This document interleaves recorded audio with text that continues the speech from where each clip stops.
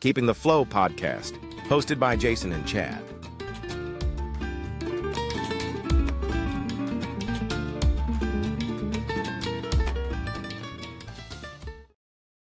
Well, Chad, here we are again for another episode of Keeping the Flow.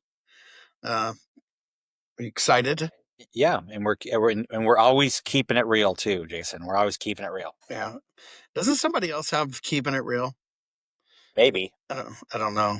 Keeping the Flow, Keeping It Real. keeping it real with I don't know, one of the Kardashians, probably. Who knows? Okay. I don't know.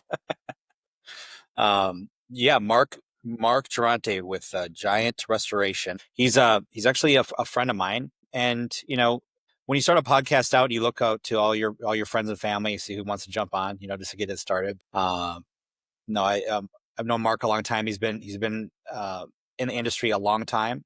He owns his own business, and he develops partnerships wherever he goes, and he helps municipalities, revitalize their fire hydrants, basically, and helps with graffiti and all that stuff. But more importantly, he started his own business, and I wanted to kind of get a different perspective of the whole array of the water industry. There's salespeople, there's people and basically he's helping municipalities. That's what he does, and he creates partnerships, and everybody needs help. You can't do it alone, and he provides a good service. Let me take that back. He provides a great service, and also it might give somebody else an idea, and he's mentored and has some mentorship abilities and can help generate some ideas for other people in the industry. How can you excel? Or, we talked about jobs and careers. You get into a job, but maybe that's not your career. Maybe you want to do something else. And, you have the ability to do whatever you want. So it just gives somebody perspective. That's all.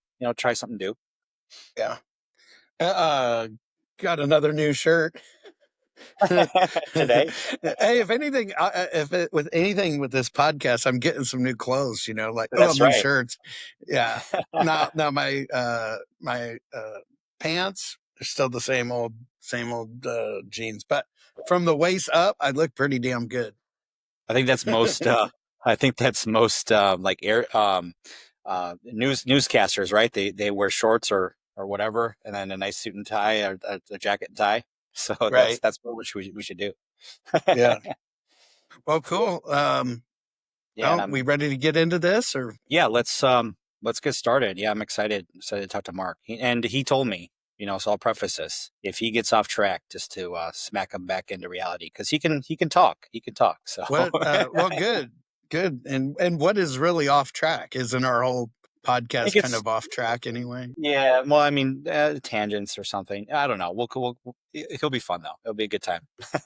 All right, here we go. All right. Well, hello, welcome, Mark. Thanks for joining us. Mark Giarrante with Giant Restoration. Mark has been a driving force behind Giant Maintenance Restoration, the family-owned powerhouse he founded in 1989 with his wife, Beverly. With more than 3 decades of hands-on leadership, Mark has grown Giant from a local operation into a trusted name across 14 states, serving communities from Florida to Texas and Illinois to North Carolina. He is truly all over the place.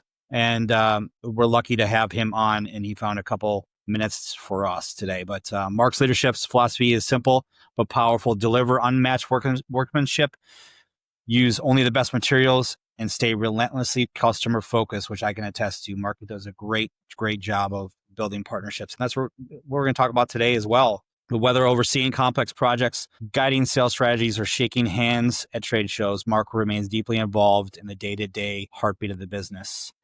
Under his guidance, Giant Maintenance Restoration has become known not just for its flawless hydrant restoration and infrastructure services, but also for its reputation built on quality, trust, and lasting relationships. Mark's hands-on approach ensures that every job, municipal or residential, meets the highest standards. But beyond the business, Mark champions the importance of public infrastructure and civic pride. His commitment to revitalizing communities one hydrant at a time reflects a broader mission to help cities and towns across America shine one project at a time. What do you think about that, Mark? That's great.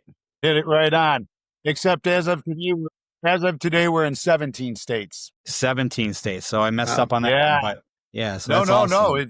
I made some things happen this morning, so we're all good. We're all good. Wow. So just as we're alive, we're closing deals, huh? Yeah, you brought me the luck, boys. You brought me the Yeah. luck. Good. So, well, Mark, if you could, beyond that extraordinary bio, what else can you tell us about Giant Maintenance and Restoration? What's going on over there? Well, we started the company in 1989, and we actually started out as a power washing company doing graffiti removal and tower and tank cleaning. And we saw this niche for the hydrant painting. And we kept thinking, and I want to quickly give credit where credit's due. It was Rob Haley from the Village of Mundelein that actually came to me and said, "You do phenomenal work for us. The tanks always look beautiful when you're done. We've never had an issue with your graffiti removal. Have you ever thought about hydrant painting?" And so we spent a whole year investigating everything there was to know about it. And after a year of trial and error in our shop, we finally decided that we really had a great service to bring out to the municipalities, and we rolled it out, and it's been going strong ever since. And to us, we're not painting fire hydrant.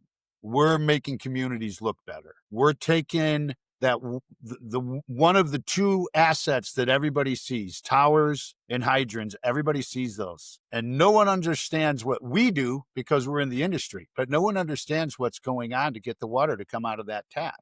So those are the two things people see that they can kind of put their hands on, so to speak. So we've approached it in a totally different way. Like I said, we're not painting fire hydrants. We're literally beautifying communities one at a time. We're bringing that pride back into the community.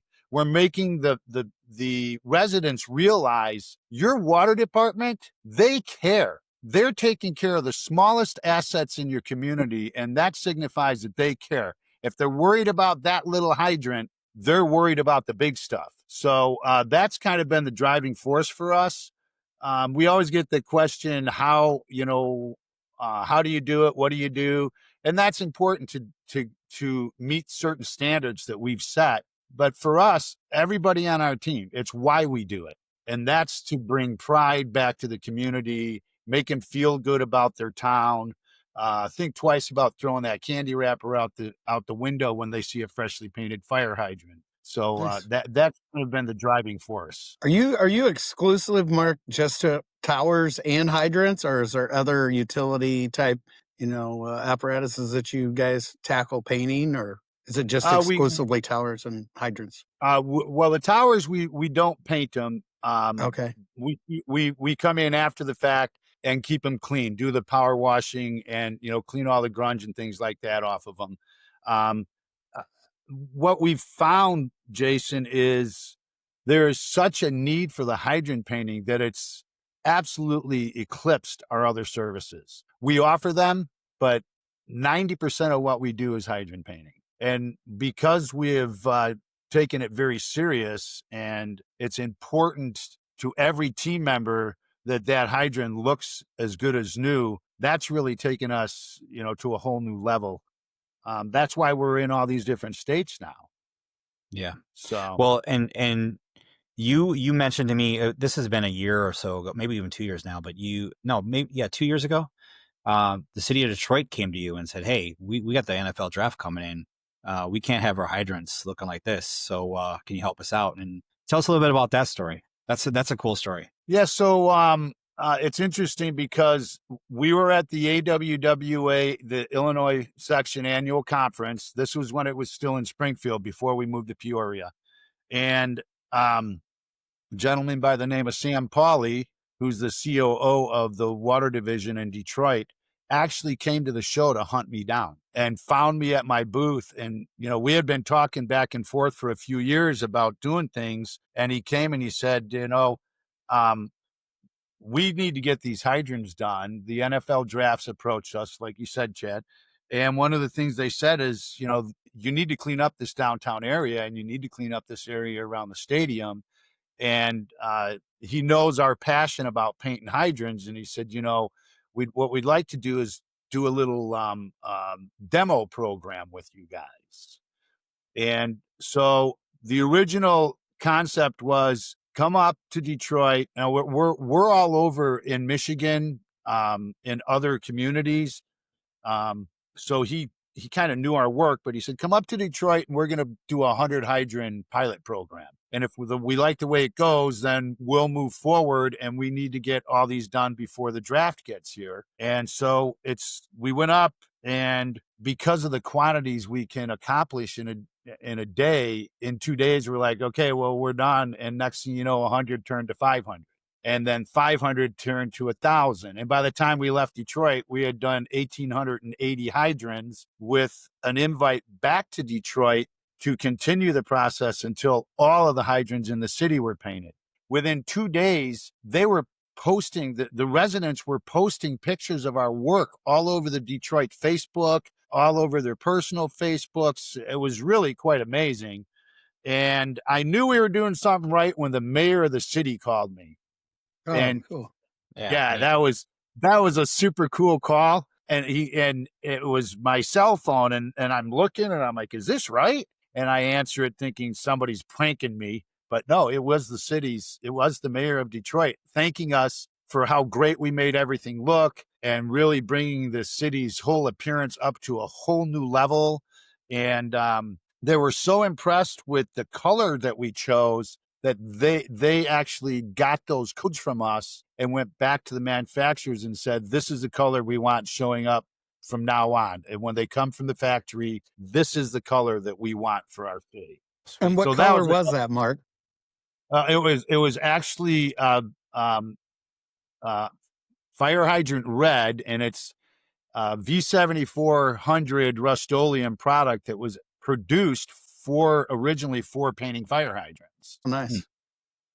So when you get calls like that, do you ever get like specialty colors? Like if they would say, Chicago Bears, let's paint them blue and orange, or do you do specialty painting like that too? Yes, we sure do. I've actually been reaching out back and forth with the NFL. It's a tough nut to crack, but we did University of Iowa, all the hydrants on campus were done with school colors.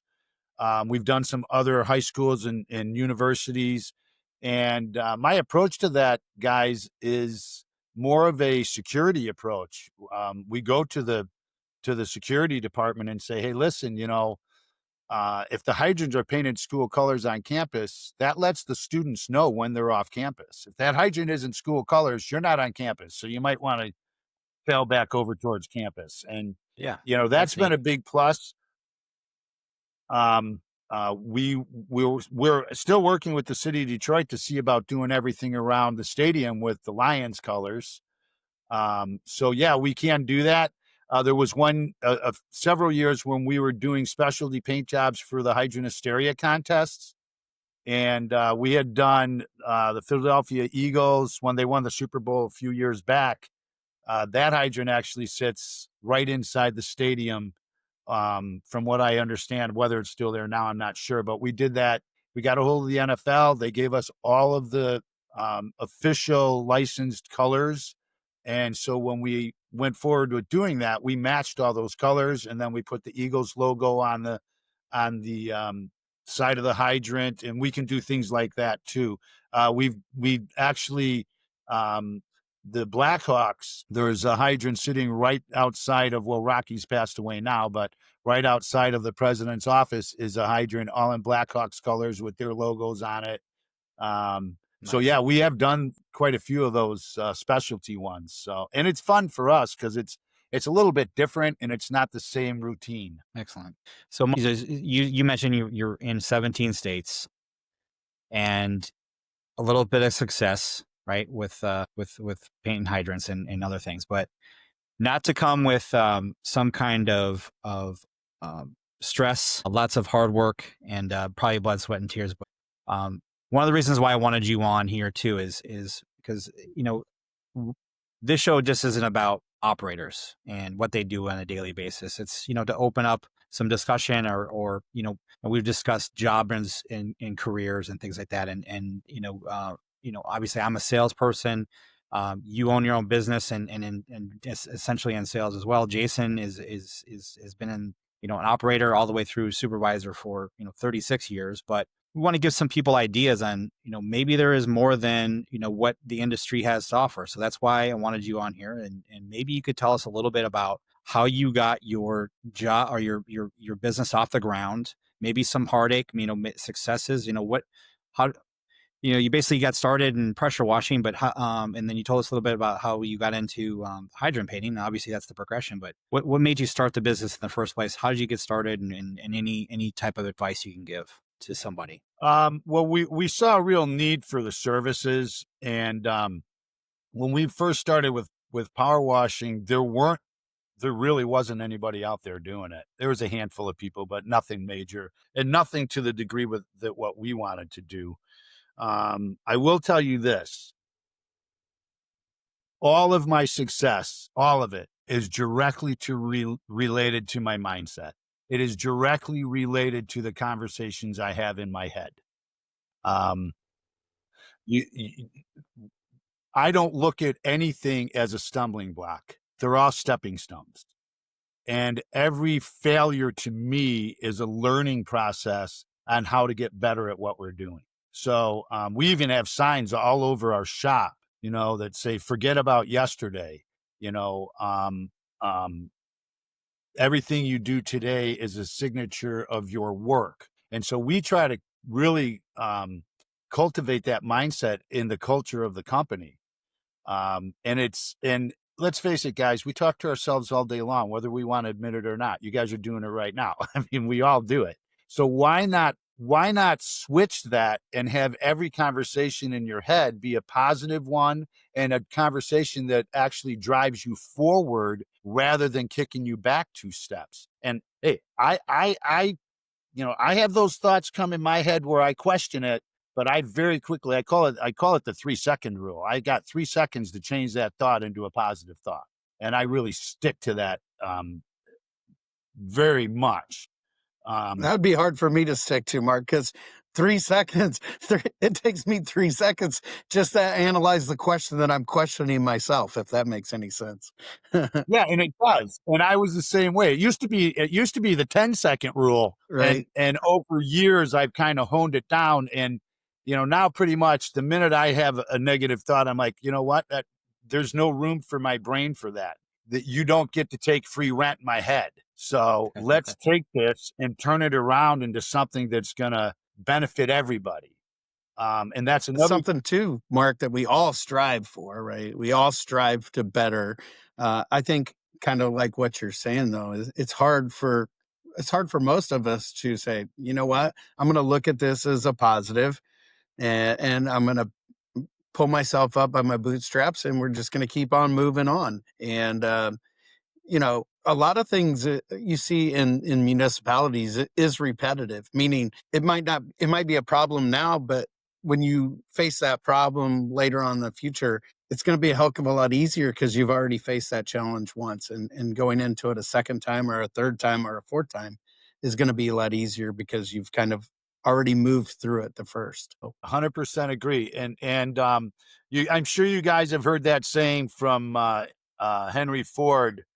If you think you can, you can. If you think you can't, you can't. Yeah. So we apply that every day. And like for you, Jason, what you just said, coming out of the gates in the beginning, you might question it a little bit, but you just got to dive all in. Just dive in and have the confidence that no matter what, the worst case scenario, you learned from it. Best case scenario worked just the way you wanted it to. And now that's your template moving forward. Yeah.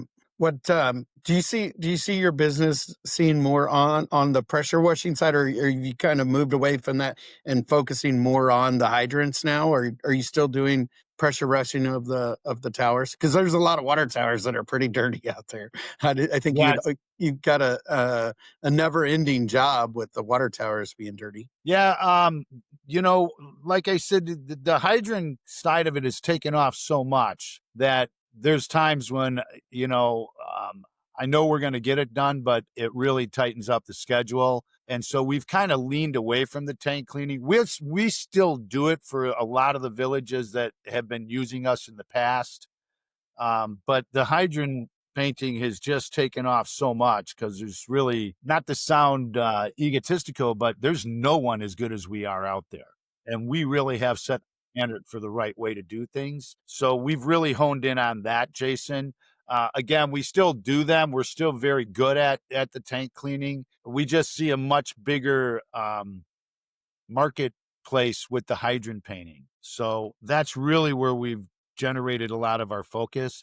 And it's really tough to mobilize for the tank cleaning. You know, we have a lot of work in Texas, Louisiana, Alabama, the 17 states. So to mobilize the tank cleaning got to be a real challenge. And when you start looking at the return on investment, it was one of those, you know, this is taking more time and energy, and the hydrant painting is a better fit for us. So not that we don't still do it, but that's really our butter is the hydrant painting, and all our guys love it. They really love what they do, and I'm so blessed from that standpoint because I mean, you know, there's not a lot of companies that can say that. You know, my project manager's been with me 28 years. His brother started 2 years later, has been with me ever since. I think the newest employee has got at least 6 or 7 years under his belt. So, yeah, so we're doing something right from that Well, at least you're standpoint. retaining employees, right? Right. And I think it's the culture. I really think, Jason, because of the culture we've built here, you know, we tell every employee, look, you know, I tell my employees all the time, you're more important to this company than I am. Without you, we don't shine. We need you to be the best at what you do. Every hydrant you paint is a signature of your work. And so do everything just like you would do it for your own. And Right. that's really helped a lot. So do you think, we talked a little bit on offline, we talk a lot, and, but, we're talking about building trust with municipalities. You think that's probably the biggest driver of that, just basically saying what you're going to do and proving that you can do it? Do you think that's it? Yeah. Or how do you build that partnership with a municipality, or how do you, you're the go-to person. So how do you do that? It's like you said, Chad, it's building the trust. Um, we really understand that we're representing the community. When we're working for that town, we are a representation of that community. So it's really important to us that we shine, not for us, but for that director or that public works director or water superintendent that brought us in. We our goal is obviously to do the best work we can, but it's to relieve them of any headaches. It is to come in and say, we got this. You have enough things to do every day. We got this. We got your back. We're going to do everything we can to make you look great at the end of this project. Yeah. And so, you know, it's building that trust. It's a big thing is communication, a really good open door communication with all of our communities that we work with. I've had guys tell me, you know, man, dude, you call me more than anybody, and I greatly appreciate that because they know where we're at all the time. They know where we're at. They know what we're doing. They know when we're arriving, when we're leaving. If there's an issue in the field, we let them know right away. I call it the 5 factor. There's always 5 people in every community that drive you crazy. They're calling all the time, oh, the dog in my yard, whatever it is. And so we call that the 5 factor. And I will go to the directors and say, give me the names of the people that are constantly a thorn in your side, for lack of a better term, because I will personally, or Ray will personally go to their homes and we will hold them by the hand and explain to them what we're here for and why we're here. And once that conversation takes place, they're happy to have us there. Now they're not calling and saying, why is this guy in my front yard making this mess? No, now they understand what we're doing there. And at the end of the day, that hydrant's going to look great in your front yard. So, that a lot of communication, building a lot of trust, and doing what you say you're going to do, showing up when you say you're going to show up. Just meet the standards you set for yourself. All right. So here's the sell, Mark. I walked by your booth, and being the superintendent of my city, I've heard what you can do for cities as far as brighten their eyes, make it look a lot better. But what's involved with a hydrant painting for a city? Sandblasting, painting, do you guys maintain it as we're going? It is a part of the infrastructure. And sometimes we forget that these fire hydrants are an extension of our infrastructure, just like our water towers and their assets in our communities. Fire hydrants are no different. So what is the process for me to get you to paint some hydrants in my city? So we don't treat every town the same. There's not a cookie cutter thing. We have a small questionnaire that we fill out to get so we're educated on your system and how many hydrants you have in it. When's the last time they've been touched? Have you just been sending summer help out to just slap paint over them every year, which is pretty common. It's kind of how people have been doing things, which we understand that.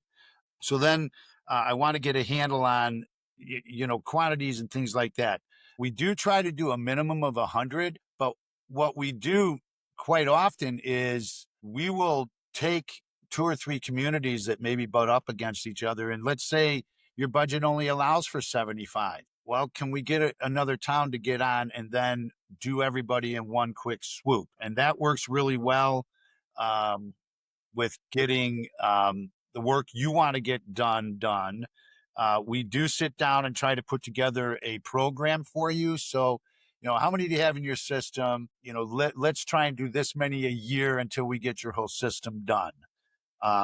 We try to work that around the 3-year warranty that we give on the hydrants, so that the hydrants are kind of always under the warranty. And when we finish, the warranties start to come up on the beginning. They start to get a little faded, and then we just start back over again. The process is a commercial blast. First of all, everything we do was because we went through we went directly to the hydrant manufacturers and said, how do we best duplicate the factory baked on finish in the field? Because obviously you can't bake on a finish when it's installed. And so we worked with them to figure out the best process for the blasting, and then recommendations for the prime coats and the top coats. And then we went to the paint manufacturers and said, what do we have to do to be able to give a good 3-year warranty on the work? And so they explained to us what they would like us to do, and then we kind of implemented that all into the process. So you have the blasting, then you have the prime coat, and then you have the top coat at the end. We can do color coding if that needs to be done. There is an upcharge for that because it's touching the hydrant another time. We work with a lot of companies as well. M.E. Simpson comes to mind, Utiliserve, some other companies out there that'll go in and they'll do all that maintenance part of it, the flow testing, the flushing and all that. And then we come in at the end and make everything look nice and new. So the process is pretty straightforward. I think what separates us is our dedication to it. We don't take shortcuts, and Ray, my project manager, would be the first one to tell you if they're taking shortcuts, then they need to go back into training, because we're not taking shortcuts. We're doing it right. Every hydrant has to be done to a standard. And if you don't meet the standard, hey bud, you're going back to 30 days training. So what's the oldest hydrant you've worked on or painted up? Wow. Maybe you could think about that. Really, really old ones. The one that blew me away the most, you guys, is when we did some hydrants for Elgin, and we had some to do along the river. And I don't know, the hydrants were ancient, but when I found out they still had wooden pipes running along the river in Elgin, that blew me away. No kidding. I guess I didn't know that either. Yeah. They still have wooden pipes? Yeah, from the last time we did any work for them. And a big part of that was a lot of that had to do with not disrupting the waterway. And a lot of it was EPA. It's right on the river. And so they had major concerns about what that was going to do to the environment along the river. And so we were walking it, and the then director, he's the one who informed me of it. And then she showed me some pictures, and I was like, that's unbelievable. And it also speaks to how well they must have made them wooden pipes. That here it is, 150 years later, and those babies are still in the ground working. Oh, what kind of cycle do you guys paint on? Like I heard you say 3-year warranty, like every 3 years, or what's a recommendation for how often should a hydrant be painted? It depends on location, Jason. We tend to do them a lot more often here in the Midwest, where we have those nasty winters, and a lot of corrosives. The melting products in the wintertime, a lot of that gets in the hydrant, and that can really play havoc on the coatings. In the southern states, they get a little more longevity out of it because they're not dealing with the weather issues we are here. We try to put everybody on a 3 to 5 year cycle. We have had, in some cases, 7 to 10 years. The main throughways where you have a lot of that corrosives going out in the winter when you're trying to keep main streets cleared and all that, those tend to be on a little bit quicker cycle than the ones in the neighborhoods because they're not getting as beat up as much. They're not getting all that stuff thrown on them. We do recommend to a lot of villages. And again, it's a manpower issue. It's a great summer help project. We recommend that, hey, in the summer, have a guy go through and rinse those babies off, rinse that corrosive off of those hydrants, and give it some longevity. It helps with retaining the sheen and the color retention and all of those things. Because you guys know that corrosive stuff really, really does a number on metals. Yep, and coatings. Yeah, exactly. Yeah, exactly. yeah. Well, and it's serving a purpose too. I mean, fire hydrants are painted red so that they could be seen. So, it's your advertising is, your work is your advertising, because if your fire hydrant can't be seen, then a fire truck drives by and they miss it. But with your paint on there, then, and your coatings, and hopefully the fire department's going to be able to see those things a little bit better. Right. Right. And now they have a lot of those really cool reflective bands that, you can found them, and that you have that nighttime reflectivity, which is very, very helpful for the fire departments as well. So it's interesting because the southern states, they use flint aluminum, which is, you can see that at night like you can't believe. It's an actual, the coating itself has the highest content of aluminum of any coating out there. This stuff's still hand batched from the original recipe of 1938. So when I order the paint, I have to order it in advance because I know it's being hand batched, and the amount of aluminum flake in it literally dries and creates an actual metal barrier over the hydrant. I wish we could use it more around this area, but it's just getting people to understand that it just kind of it works better, looks better, and boy, can you see that at night, Jason? That baby pops. You come around the corner, pretty, bright silver hydrant staring back at you. So I'm wondering if that has to help with drivers at night too that hit hydrants. You can't miss it now. Right? right. Some of our hydrants are right on the corner, and I tell you what, the buses, they hit them, and people hit them too. So I think you could probably have all kinds of flare put on them, and it wouldn't matter. Then people can still find them and then knock them over. You're right about that. It is funny how that happens, and it tends to be the same ones. Yep. Get one replaced. A few months later, they hit that brand new one. Do you ever point out like things like that? So me being kind of a waterhead, I guess, both wastewater and drinking water, are there things that trouble you when you see hydrants? So like for me personally, and it's not like I stay up late at night thinking about this, but a lot of times when I drive through a city, I see all these hydrants that are above the berry, they are sticking out like 3 feet.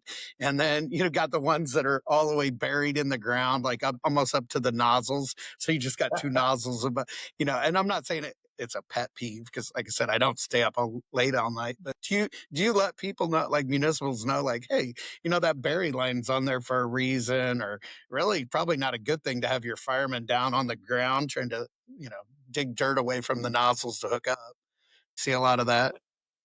Yeah, we do, and we do bring it to their attention. Our biggest pet peeve is when that lower flange is buried because it's got to be painted. It's got to be taken care of.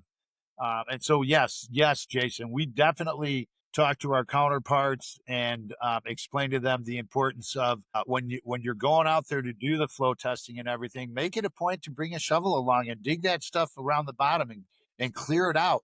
Maybe throw a little stone down there so that the dirt's not flushing back in there. But we see a lot of that. Um, we did Little Rock Air Force Base, and it was pretty much every other hydrant, Jason.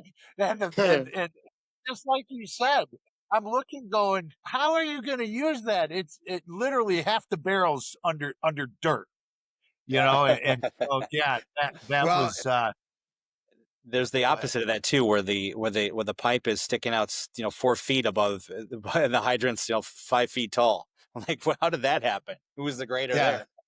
Yeah. Wait until a car hits it and it doesn't break away. It just kind of, the whole thing pulls out of the ground. And so, Yeah. and you've kind of got my other one, again, it's not a pet peeve per se, but you drive through a town and you see a disgusting looking dirty water tower, with all that moss that grows on the bottom and all that dirt and dust. And I don't know. I think our air has definitely gotten dirtier because every time it rains, used to I looked forward to when it would rain because that'd be the only time my car would get washed. Nowadays, it seems like every time it rains, my car needs a wash because of all the dust that's left on it, and you drive through a town and you look up, and I mean, that's the one thing that kind of invites you to the city, right? The water tower usually has a name, or maybe it's got a cool picture, but then you look at it and it's got all this green, or dirt and muck on the bottom of it. And it's like, don't know if I want to drink that water. I would still drink the water, but Yeah. Not in Rock Island, Jason. You don't see that in Rock Island. no, we're getting them. We're getting them taken care of slowly but surely. What a pain it is sometimes to maintain the water towers. But and the same with hydrants as well. Like most municipals will probably hire a summer help. And I'm not knocking summer help or seasonal help, but most of the time those kids have other things on their minds and they're out there, got their earphones on, and they slap some paint on the hydrant, and next thing you know, your nozzles are frozen up and stuck there. Exactly. that's we I affectionately like to refer it as summer help and summer not. True, true. That's funny. So, Exactly. yeah. So Mark,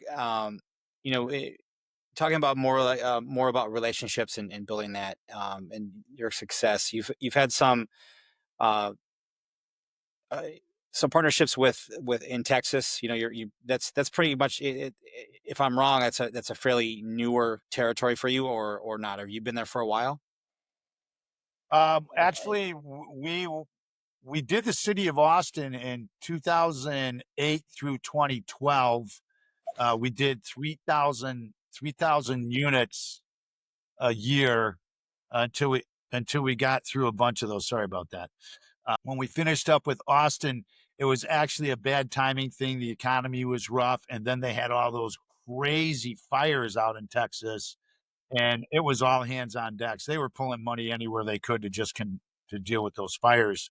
But now we're up in the Dallas Fort Worth metro area, and we've been there for a pretty fair amount of time, and it just keeps growing up there. It started out with some smaller communities, and then as word gets out that we're in town, it went to larger communities. And yes, we partnered up with Arlington, Texas.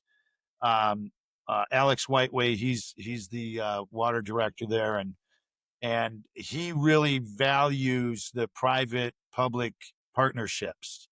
Right. And a lot of that has to do with, and Jason, you'll appreciate this. Not everybody's an expert at everything in the water department. You're experts at certain things, and he's been really good at bringing in the private sector to enhance that with their community. And we've had a great situation with the city of Arlington and how they approach things, um, and making that partnership work has been really crucial for the overall success of it. And Alex has been really great. If you guys could get him on one of the podcasts, he'd probably be a good guest. He yeah, he's really great at working with us to lay out the plan and the vision, and then he's kind of hands off. Here's the plan, here's the vision, run with it. And it's not a lot of second guessing and things like that. Again, it goes back to that trust and believing, in what we're doing and how we're doing it. The city understood that we were there to make them look better. Yeah, and And we were I was going to bring that up too, to say, the water departments, they have help all the time, right? And then a salesman or a businessman comes in and says, "Hey, I can help you with this." Some private, it's a private group comes in and says, "We can do this or do that." They don't always get the best rap. So the water department's stuck with, well, do I trust this guy that he might be able to help us, but we need the help? And then 9 out of 10 times that guy doesn't come through, or if he shows up or doesn't do what he says he's going to do. So, those partnerships are crucial for municipalities to run. I mean, they can't, they're spread thin as it is, but then who do you trust? So that's important to me as too, because I fall in that category. You walk in as a salesperson, you're like, "Hey, we can help you with this." And like, "Yeah, right, dude. Hit the bricks. We already have somebody that do something for us," or whatever. And then like, okay, it takes them 3 or 4 times to get burned. And then, so you just need to, make sure that the what you're doing is what you say you're going to do. So that's the importance of that. And right. Mark, And do they? Oh, sorry. I was going to say that, the municipalities, they need to have partners that they can depend on. And, um, you know, people show up with these flashy proposals and all this stuff, and it looks really great. But like you just said, Chad, you got to build, it's got to be a mutual feeling of trust. And, we really understand that. We're representing the city, and that's why for us, it's really crucial for us to show professionalism, have great communication, have accountabilities. I mean, those really they're non-negotiables for us. That's Yeah. just how we operate. And And guess what, Mark? Guess what? And I'm gonna be a thorn, or the bearer of bad news. That's not cheap. no, you're right. It's not cheap. It's not You're cheap. right. Do you have? And that? Go ahead, Jason. I was gonna just kind of, talking about cheap, is like, do you have a cost? Like, is there a savings, or is there something that you illustrate to municipals outside of, maintaining the infrastructure and the aesthetics that they're um, putting off in their cities? Is there any kind of cost savings? Because in today's world, I mean, aesthetics are nice, but most of these cities are also looking at the budget. So from the city perspective, is there any kind of cost savings that you can pair up with your hydrant paintings or? Well, first of all, if you're maintaining the coatings on the hydrants, you're not going to be replacing them as often. And you hit on something that I don't think you can put a price on it: safety. It, you know, um, when those, I mean, I couldn't have put it better than you did, Jason. When those hydrants are painted, those fire departments can see them. And when your house is burning down, the last thing you want to know is the fire department can't find the fire hydrant because it's not painted. They can't see it. It's blended into the environment because it's a rust bucket. So, there's that factor of it. Um, and I just think the overall maintenance of the hydrant in itself is in the long run saving money. Yeah. And that's Yeah. where I was kind of trying to get you to go to. It's like investments in your infrastructure in the long run save you money. You know, Sure. it's kind of like you were talking earlier about having the people work for you.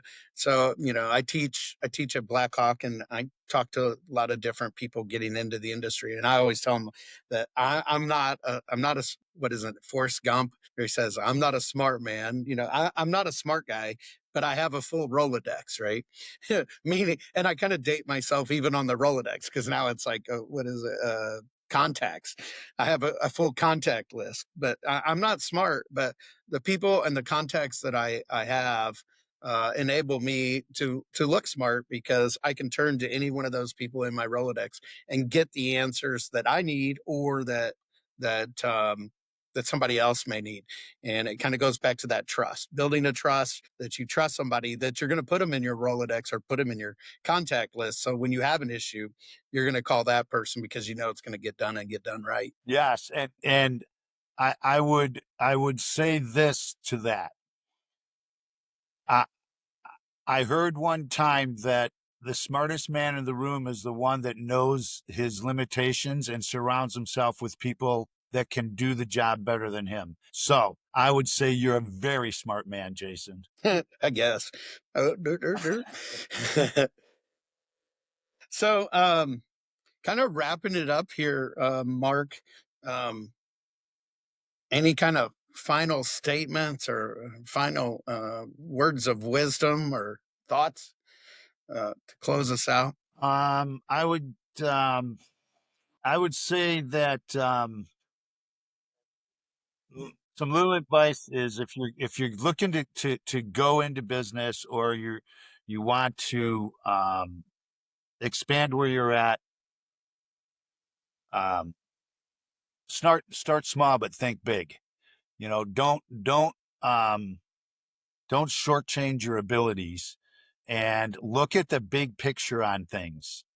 Um, and trust yourself. You know, trust yourself. Move forward and believe that you're gonna make that goal. Um, we're we're human beings, and we really are. Our brains are driven by goals. You know, I'm sure, Jason, that you probably have a 10-year plan that you have in place, and you want to hit those goals. You want to hit those goals. Maybe it's 3 years, 2 years, but Yeah. you know, and Well, I would agree with some of that. The problem is I've been in municipalities for you know, like over 30 years. And when you deal in public works, uh it's nice to set goals, but every day is different. So it seems like you're either changing direction, taking a different course, or, you know, approaching it a different way. So even though you have that ultimate goal, I think sometimes the path may meander, it may turn, it may take a different twist.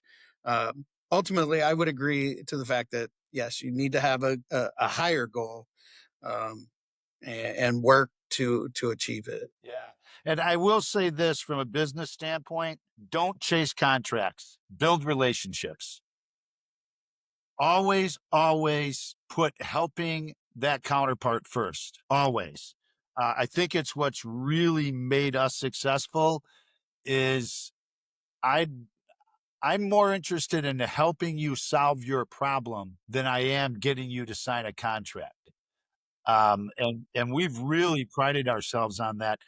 I'll tell you both. I have had calls from cities that we didn't get the bid, but they knew they could call me and make sure that that contractor was doing it right, make sure that that vendor was meeting those standards. And I've had a lot of those conversations with, you know, cities that I know you didn't get the bid, but we're kind of concerned about this. And that, if you're constantly striving to help everybody around you, the rest of it just falls in place. It has to fall in place because that's the energy you're putting out there. The energy that you're putting out into the universe, if it's constantly helping others, that's just got to come back to you. The other thing that I think is really important And Jason, I'm sure that you'll appreciate this, is, don't overlook the power of your people. Don't overlook their abilities. A lot of our growth is because we've empowered our team. We've given guys the ability to make decisions in the field. And I have learned over the years, even if that decision costs me a ton of money, I don't second guess it, because that just takes down their confidence. If they come to me with this and I'm second guessing it, then that's going to that's going to just deflate them. It's going to take away their confidence, and it's no way to build a really good, strong team. Ray and I talk about it all the time. Our number one job here with our employees is to be the compressor, not the pin. All we want to do is build them up, build them up, build them up. I don't want to be the pin that pops them. There are great ways to give constructive criticism and still build your team. So I think that the big takeaway on that would, build your team, give them the power to succeed. And give them ownership of their work. That doesn't mean they get a pass. It means, we're giving you the power to make the decision. You also have to be accountable if that decision wasn't a good one, and we have to correct it, and we have to have accountability for that. I think that when your team believes in the mission, the results will speak for themselves. Everybody here, they believe in our mission. And so I think that's why we have the amazing results we have. And it is such a wonderful thing to have my phone ring from somebody. Well, today I get a call from Alabama. Hey, we understand you did some work for Decatur. They did nothing but talk praises of you guys. We'd sure like to sit down and have a conversation. I didn't have to sell that. I let our work speak for ourselves. I let our reputation speak for ourselves. I let the fact that they know that they can count on us because of our professionalism, because of our communication skills, because of our accountability to them. And that's a real driving force for I believe, for our success and how well we've done with things. Awesome. Well, this has been a great opportunity to talk to you, Mark. Thanks for coming on, and I've learned a lot here. And so, what do you think, Jason? Are you getting all the hydrants paid in? Do we start tomorrow, or what are we doing here? Yeah, I mean, I guess I'd probably need to have somebody come in and assess them, because we try to. We know the importance of keeping our hydrants maintained, and we try to strive to keep our hydrants maintained. And I think they're pretty good. There might be one or two that slip through the cracks. For the most part, I think ours are visibly. Certainly, when we get to a point where we need some good quality work, I'll certainly reach out, Mark a shot at it for sure. Yeah, well, we'll be here for you. I would say that the one thing that I would share with others is the details matter. The details really matter. The simplest detail is crucial to your success on a situation. So I mean, we just feel that we lead in our space because we care about those details. We don't overlook the little stuff. It's little things: trust, reputation, long-term success. Um, Helping where it needs to be, where somebody needs to be helped. Another thing that we found to be a very, very successful in our model is, Jason, we'll come out and do a demo for you. We want you to see what we do. We do them all the time. We don't charge for it. It's, again, we want you to see what we do and what we bring to the table. And why would I ask you to pay for that? Why not show you how good we are and gain your trust and have you become a lifelong customer? I've been with some of these villages since we started in 1989. We've touched their height multiple times. And again, I feel strongly that it reflects back to pay. The details matter. The smallest detail matters. Well, thanks, Mark. I mean, that's it's a good sentiment, and you're right. The smallest things do matter. If you're going to mess up the little things, then you're not going to pay attention to the big things, right? If you can't get the little things right, then what are we doing? But Mark, I appreciate you taking a good hour out of your day. I know you're busy, but I appreciate you coming on and telling us a little bit about what you do. And hopefully, maybe you can inspire somebody else to do something similar or whatever. But where can people find you, Mark? How do people get a hold of you? They can go to our website, which is giant2u.com. There's a contact page on there. It's GIANT, the number 2, the letter U.com, giant2u.com. And then that has all our information on the website. That's a great way to go about doing it. I could give you the phone numbers, but I think the website is probably the best avenue to get a hold of us. Okay.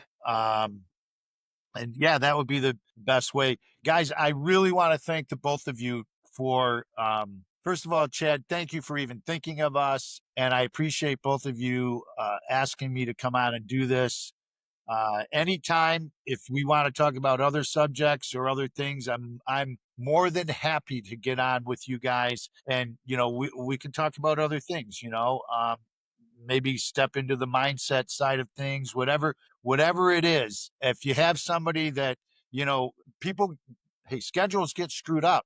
If you're in a bind and somebody has to bail on you, give me a shout. I'll jump on and No problem. we'll just freeform it. We'll just freeform it. There you go. We're used to that. I'm not going to lie to you. I was a little nervous earlier, but you guys made me feel so comfortable and so at ease on this. So that is really a reflection of your guys' ability to um, just roll with it. And so thank you. I That's really our goal. and I really want this podcast for you guys to succeed. So I have been making it a point to telling people that I know. I have been taking pictures of the card and the QR codes and sending it to friends and saying, "Hey, you should check this out. Hey, you should check this out." So Awesome. We appreciate that. Yeah, my pleasure. So again, thank you for coming on, and hopefully we'll look forward to having you on again in the future. So thanks. Thanks, Mark. Yeah, I would love that. And I think, Jason, what you're really doing here, you're helping others, and that's so cool. Yeah. You're helping others, like you said, introducing them to things they may not have seen. And guys, I'm in 17 states, so if you want to get someone from other states, I'm more than happy to help you out with that. I would really like to see you guys grow so that eventually it's not just our local Illinois section, but boy, get this thing blowing up across the country. And hey, that'd be nice. I don't know if I got enough shirts, Mark. I might have to get another wardrobe. Reach out to a sponsor, be like, hey, we need a shirt sponsor for I need a shirt sponsor. All right, thanks, Mark. Let me look through the box there, Jason, and see if we have a couple of these shirts we can shoot off to wear. So sounds good. All right, Mark. Thanks, Mark. Thank We'll you see you guys soon, Thank man. you so much. I greatly appreciated it.